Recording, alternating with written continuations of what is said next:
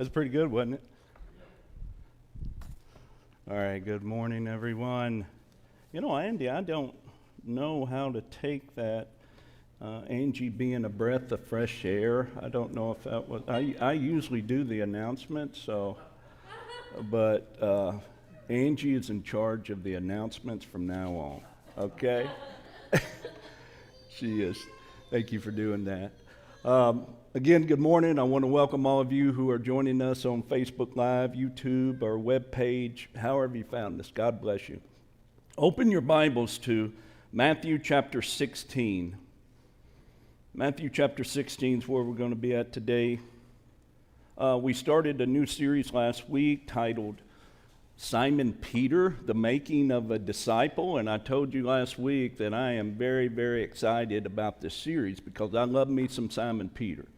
Simon Peter is very, very relatable, and the reason why is because Simon Peter can get it so right and then get it so wrong, right? And that's very relatable. Simon Peter can hit one out of the park, and then the next hour, he's flat on his face. And we can relate to that, right? Because a lot of people think, and in order to be fully committed to Jesus, that they have to be perfect. Is that true? Absolutely not. Simon Peter's a testament to that. All we have to do to be committed to Jesus and to be a disciple of Jesus is we have to give up our lives and try real hard. And that's what Simon Peter did. It's never, ever about perfection because we will never be perfect. And Simon Peter is a testament to that. And so I hope you were here last week. Not too many of you were here last week, but I hope you listened to it on video because that will help you with this series. Now, I feel very comfortable telling you this, probably not 10, 15 years ago, because I'm sure I was dealing with a lot of pride. But I feel very comfortable telling you that I am totally, totally inadequate to be your pastor. I mean, I just am. Now, I'm sure my resume looks good on paper. I mean, with my background, my education, and my experience. But you got to understand, a resume in the real world, it doesn't go very far, does it? I mean, it may get you into for an interview, but in the real world, in day-to-day operation, a resume actually means nothing. The fact of the matter is, I'm not smart enough. Every time I get up here, I realize that a lot of you are smarter than me, more devoted than me. The fact is, I'm not good enough. I mean, we live in a day and time where you can get on the internet and listen to thousands of preachers that are better than me. I make a lot of mistakes. And making mistakes in the ministry is a big deal. I mean, it really is, because you're dealing with people in a very vulnerable state. You're dealing with people that are going through many hardships. And so making a mistake is a big deal. I forget things. I forget people's names. Shoot, in a church this size, sometimes I even forget your name. And that's probably going to get worse. And I don't take advantage of all the opportunities that God gives me. I'm just talking about the little day-to-day opportunities that God gives us all to be His hands and feet. I don't take advantage of those. And listen, I'm not trying to be humble or falsely humble, because that could be prideful as well. And I know some of you are thinking, man, what's wrong with Pastor Don?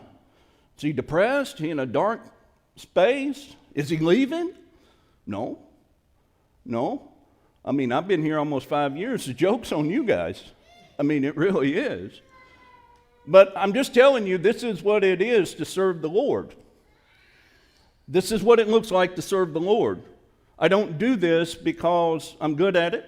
I do it because I'm called. That's the only reason I do this, is because God called me. And that's what it is to serve the Lord. And God didn't call me because of any special talent that I have. He called me because of His grace and His mercy and His love. And I'm so blessed that He would even think about using someone like me. And the point of all this is He wants to use you. He wants to use you. He really does. He wants to do a work in you and through you. Now, the sequence of that is very important because God will never be able to work through you until he can do a work in you, and you have to allow him to do that. And some of you are not doing that. I'm not saying you're not saved, but some of you are just skating along the surface. You're not fully committed to the Lord. And God will never do a work through you until you're fully committed to the Lord. He has to do a work in you. I mean, shoot, today's sermon title is 3 steps forward, 2 steps back. I mean, you can do the math on that, right?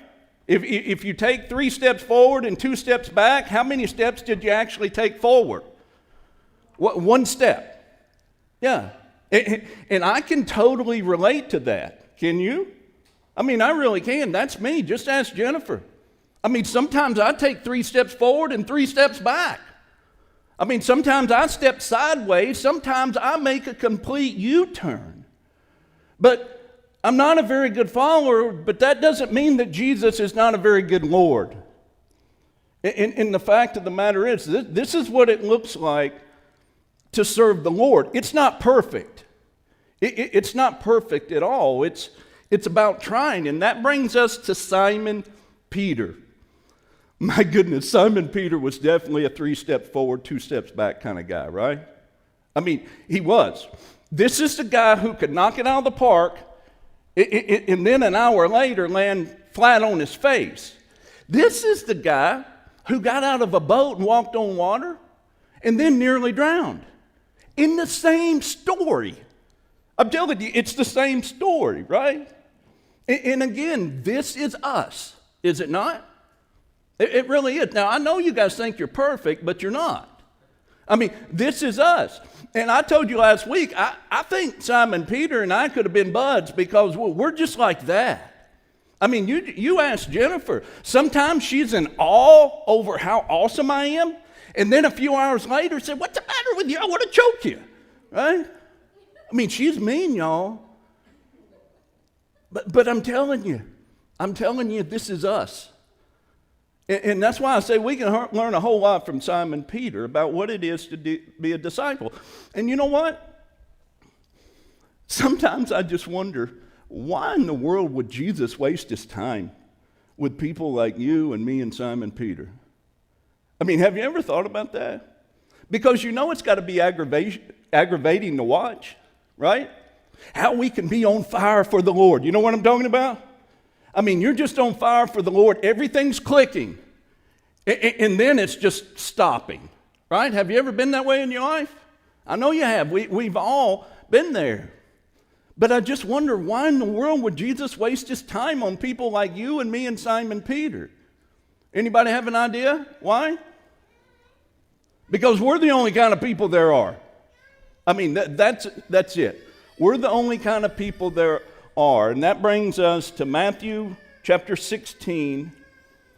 We're going to start reading in verse 13.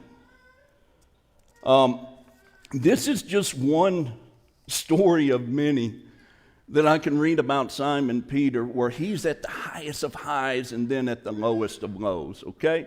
Susan, you're going to put these up on the screen as well. Okay, Matthew chapter 16, starting in verse 13.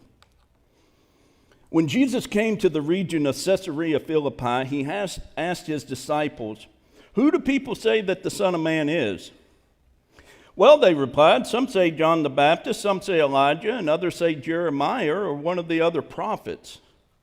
Then he asked them, "But who do you say I am?" Simon Peter answered, "You are the Messiah, the Son of the living God." Jesus replied, "You are blessed, Simon, son of John, because my Father in heaven has revealed this to you. You did not learn this from any human being. Now I say that you are Peter, which means rock, and upon this rock I will build my church, and the powers of hell will not conquer it. And I will give you the keys of the kingdom of heaven. Whatever you forbid on earth will be forbidden in heaven, and whatever you permit on earth will be permitted in heaven." Then Jesus sternly warned his disciples not to tell anyone that he was the Messiah. From then on, Jesus began to tell his disciples plainly that it was necessary for him to go to Jerusalem and that he would suffer many terrible things at the hands of the elders, the leading priests, and the teachers of religious law. He would be killed, but on the third day, he would be raised from the dead. But Peter took him aside and began to reprimand him for saying such things. "Heaven forbid, Lord," he said, "this will never happen to you." Jesus turned to Peter and said, "Get behind me, Satan. You are a dangerous trap to me. You are seeing things merely from a human point of view, not from God's." Now, then Jesus said to his disciples, "If any of you wants to be my follower, you must give up your own way, take up your cross, and follow me. If you try to hang on to your life, you will lose it, but if you give up your life for my sake, you will save it. And what do you benefit if you gain the whole world but lose your own soul? Is anything worth more than your own soul?" Let's stop there. So there's a lot going on here, right? I mean, would you agree with that? There's a whole lot in that story, and it's primarily because Peter's in the story. When Peter's in the story, there's a whole lot of extra, okay? But all this begins when Jesus asked the question. What's the first question he asked? Who do people say I am? That's right. That's right. Who do people say I am? Now, that's an easy question to answer, is it not? I mean, it is. It's a very, very easy question to answer. And the reason it's easy to answer is because all you're doing is telling what you've heard other people say. Does that make sense? I mean, that's easy to do. I mean, we hear stuff all the time, and it's easy for us to repeat it. Sometimes it's called gossip, sometimes it's not, right? And so that's easy. A little boy went into his father's office and said, "Dad, do you believe in the Bermuda Triangle?" And the father said, "Well, son, if you're referring to that geographical location of an area that's in the North Atlantic Sea, then yes, I believe that. But I don't believe in all the mystery behind it, ships and planes disappearing in that area." The little boy looked at his dad and said, "I believe it all." And the dad said, "Well, you do? What makes you so sure?" He said, "I saw it on Scooby-Doo." It's really, really easy, right, to repeat what you've heard. And so all the disciples chime in, right? I mean, they're chiming in. Jesus said, "Who do people say I am?" And everybody jumps in. And listen, some of these answers are really stupid, right? I mean, they're really stupid. Because one of the disciples said, "Some people say you're John the Baptist." Now, why is that stupid? Because many people saw Jesus and John the Baptist together, right? So that's pretty stupid. Now, to the disciples' defense, he wasn't saying it, he was just saying it, right? I mean, I'm sure the disciple prefaced by saying, "I know this sounds stupid, but this ain't from me, I'm just saying it." Okay, so some of the other disciples chimed in. Some of them say that you're Jeremiah or one of the other prophets. I don't know about that. One of them said that you're Elijah. Now, that's actually a pretty good one. Why is that? Huh? Yeah. Yeah, in the Old Testament, it actually says that Elijah will come before the Messiah. Okay? And so you got to understand, this is a very easy question to answer, and they're all chiming in. And this is why Jesus asked another question, right? What's the second question? Huh? Who do you say I am? Now that makes all the difference in the world, doesn't it? Yeah, the first one was easy. And basically what Jesus is doing is singling them out. You remember last week I told you that commitment to Christ has a way of singling you out? I mean, it does. And so what Jesus is doing is singling them out. He's basically saying, listen, I understand all of these other answers, and they're kind of silly, but they don't know me. They haven't been with me. And when him saying, who do you say I am? He's basically singling them out and saying, listen, you've been with me. I've taught you. So your answer should be very different. Okay? Who do you say I am? So who chimes in first? Huh? Simon Peter, right? He's always first. And this is Simon's big moment. You got to understand, this is Simon's big moment. He's going to nail it. He says to Jesus, you are the Messiah, the Son of the living God. You are the Messiah, the Son of the living God. And this answer actually surprises Jesus. And Jesus is so delighted. And then Jesus says to him, you are blessed, Simon, because my Father in heaven has revealed this to you. You didn't learn this on your own. Now I say to you that you are Peter, which means rock. Right? And upon this rock I will build my church, and the powers of hell will not conquer it. Okay, I want you to know two things about this. Peter tells Jesus who he is, and Jesus turns right around and tells Peter what? Who Peter is. Did you get that? Yeah. Here's the thing. Here's the way it works today. You confess who Jesus is, and Jesus will always turn around and tell you who you are. That's exactly the way it works. And I say this because my heart is so broken over our culture today. It is. Any of you? I mean, you look around in our culture, and my heart just breaks, especially for young people, because this is what they're trying to find. They're trying to find out who they are. Would you agree with that? I mean, everybody wants to know who they are. They want to know where their identity is. And what does the culture tell them? Where does the culture tell them to try to find who they are? I mean, you hear it all the time. Look inside yourself, right? I mean, don't you hear that all the time? You know, look inside yourself. Look at your heart, right?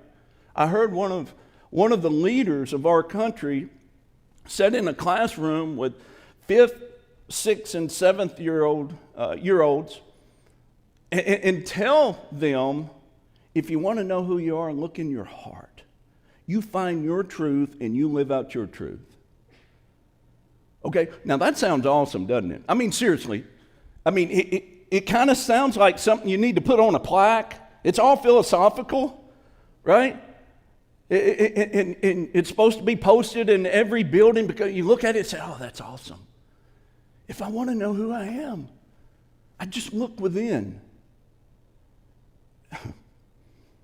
I guess that's why suicide rates are 10 times more than what they were 10 years ago. Did you know that, especially among youths?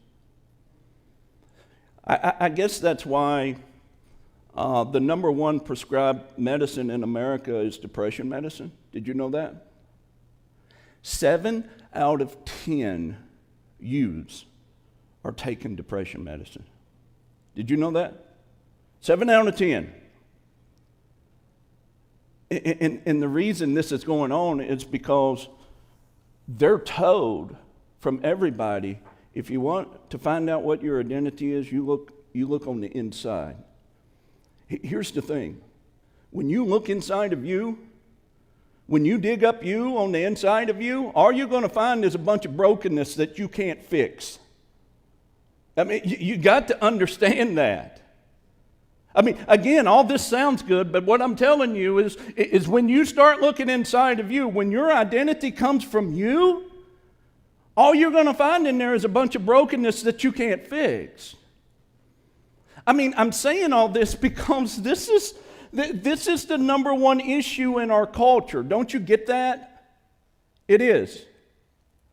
Everybody is trying to find their identity, not just young people, but older people, right? I mean, where do you find your identity? I mean, some people find their identity in work, right? I mean, especially men. I mean, can you relate to that, Mom? I mean, wouldn't you think so? Most men find their identity in their work. But what happens when you retire? I tell you what happens. We see you on Dateline because your wife killed you. Because you were at home more and you were driving your wife crazy trying to find out who you are. Yeah, a lot of people try to find, their identity, especially women, in their what? What'd you say? Appearance, yeah. But I was looking for something else. In their children, right? They find their identity, I'm a mother and stuff like that. But what happens when that kid grows up and moves out? What happens when that kid gets a teenager and says she hates you, right? Because that happens, doesn't it? Where's your identity there? Some people are trying to find their identity in their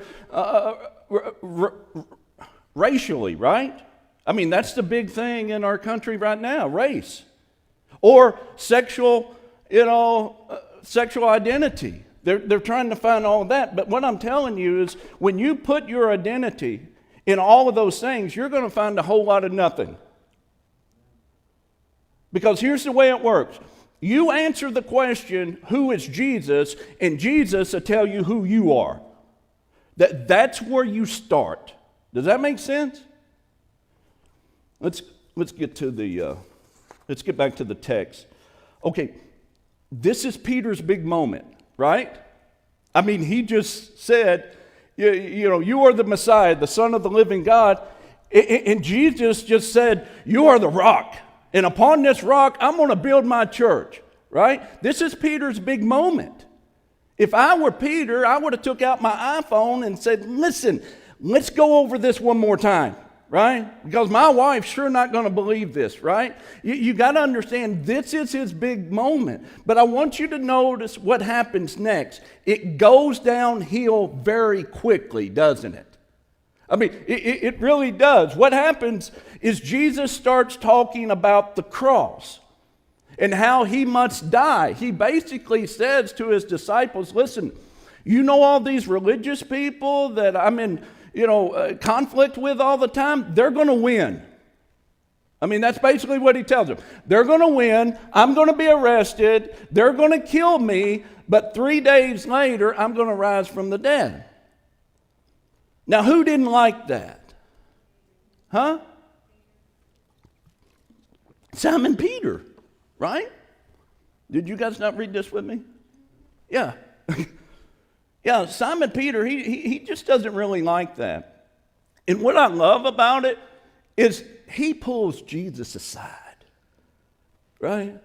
Because remember, he's all into himself now, right? I'm the rock. The church throughout all history going to be built on me, right?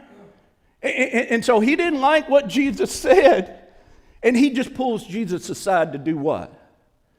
Reprimand him. Now, you guys know that's not going to go well, right? I mean, you get that, right? But to Simon Peter's credit, I mean, I just wish I could hear the whole conversation because you guys understand all we're getting in Scripture is abbreviated conversations, right? We don't get the whole conversation. And sometimes, and I think it's all right to do this as long as we don't go too far. And preachers do this all the time. It's kind of imagine what the conversation was like, right? And so you know that Simon Peter pulled Jesus aside and said, I really think the pressure is getting to you, Jesus. Whenever we're sleeping, you're still up on that mountain, praying to God all night. I think you need some sleep, right? I mean, can you imagine? I mean, that could happen because Peter couldn't understand it. I think all this pressure is getting to you. You're not going to die. You're the Messiah, the Son of the living God. You could snap your fingers and all the Romans would be dead. And plus, we ain't never going to get a mega church with you talking about this dying stuff, right? I mean, seriously, can't you imagine that conversation? And what's Jesus say to him? What? Get behind me, Satan. Get behind me, Satan. That's really, really important. When Jesus asked his disciples, he said, come and what? Follow me. Isn't that what he said? Come and follow me. So following someone is done in what position? Behind. Absolutely. This is really important. We can't follow Jesus if we're in front of him. In other words, Peter, he wanted to tell Jesus, how things were going to be. We do that all the time, don't we? Seriously. We tell Jesus what we wanted with our life, and we asked him to follow us. You can't follow Jesus from a position of being in front of him. But we do it all the time, don't we? We really do. Jesus says, you're a dangerous trap to me.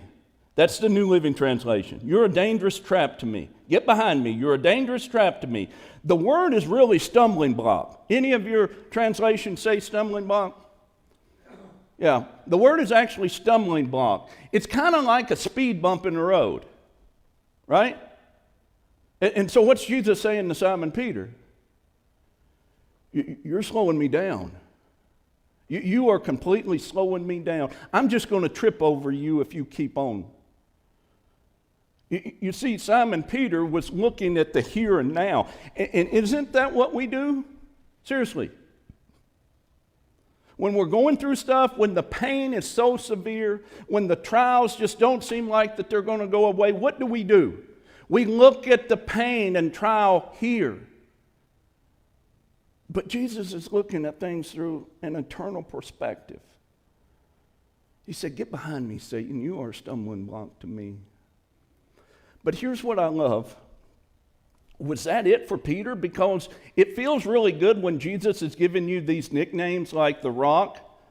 But it seemed like everything would go south when he starts calling you Satan, right? Because that's what he did. Get behind me, Satan. And you think that Jesus would have been mad at Simon Peter for a long time, was he? Absolutely not. Just in a couple more stories, Jesus is going to have Simon Peter come up on the mount with him, and his appearance is going to be transfigured, and standing beside him was going to be Moses and Elijah. Does that sound like someone who's mad at Simon Peter? What this is really all about, the reason a lot of people don't commit to the Lord, I'm talking about truly saved people. I told you a couple of weeks ago, some people have all the Jesus they want. They really do. They think that's enough to get them into heaven, and that's all they want. Because if they had any more of Jesus, what would that require? Their life. Absolutely.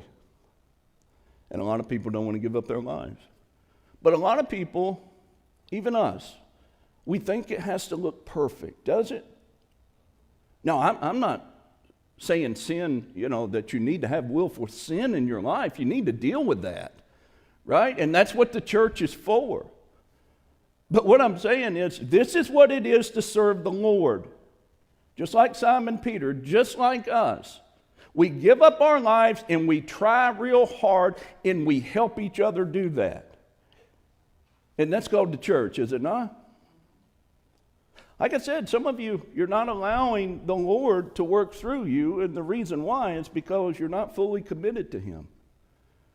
I told you earlier that I know for a fact that I'm called by the Lord, and I think that's the most hilarious thing in the history of the world. I really do. Because I already got through telling you, I'm totally inadequate to do this. But the Lord chose me to do it, and I think that's funny. It doesn't look perfect. You just got to give up your life and follow Jesus. And what tears me up is he's so patient with us. Isn't he? Oh my goodness, he is so patient with us. Raise your hand if you've ever messed up big time. Yeah. Did he say, Missy, I've given you chance after chance after chance, and I'm just tired of it. No more. No more. Did he say that? No. He said, get up, come on, follow me. Give me more of yourself so I can do more through you. You see, you get more power from the Holy Spirit by giving more of yourself to Jesus. That's the way it works. And I told you a couple of weeks ago, can you imagine what this church, what this community, what this country would be like if every professing Christian just did that?